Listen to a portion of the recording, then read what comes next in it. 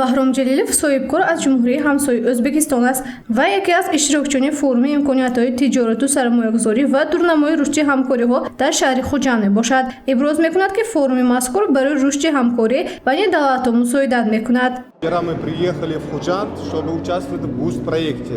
Вот, честно говоря, мы впервые в Хуҷанде, поэтому атмосфера, люди и природа, все нам очень нравится.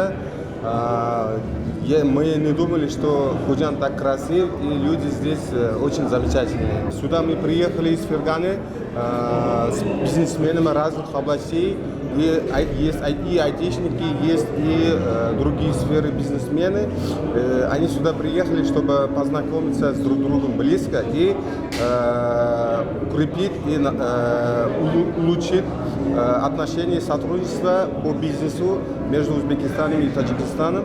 Субҳи имрӯз санаи 17 июн дар театри давлатии ба номи Камоли Хуҷандӣ форум таҳти унвони имкониятҳои тиҷорату сармоягузорӣ ва дурнамои рушди ҳамкориҳо баргузор гардид. Форуми мазкур дар доираи ярмаркаи байналмилалии савдо суғ 2022 гузаронида шуд.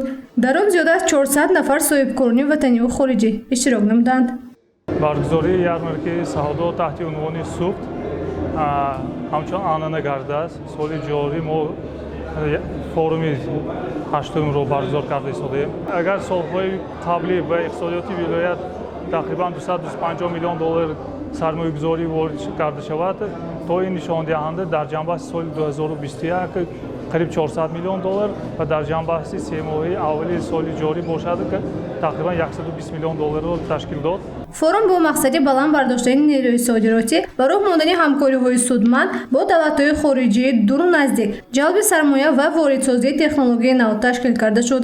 Раиси вилояти Суғд Раҷаб Аҳмадзода зимни суханронӣ иброз намуд, ки баргузории ярмаркаи мазкур имкониятҳои хуберо барои соҳибкорони ватаниву хориҷӣ фароҳам мекунад, то ин ки онҳо маҳсулотҳои худро воридоту содирот кунанд. Данное мероприятие мы расцениваем как важный шаг на пути развития и укрепления взаимовыгодных торгово-экономических, культурных и дружественных отношений между странами.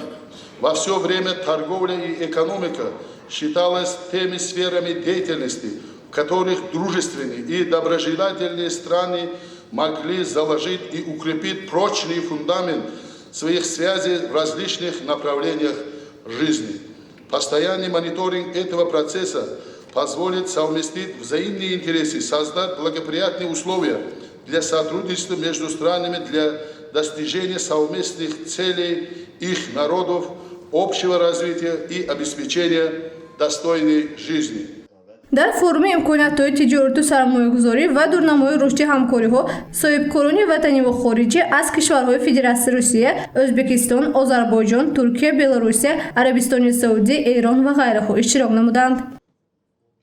ду рӯз яъне санаҳои 17 ва 18 июн дар шаҳри Хуҷанд ярмаркаи байналмилалии савдо суғ 2022 баргузор мешавад.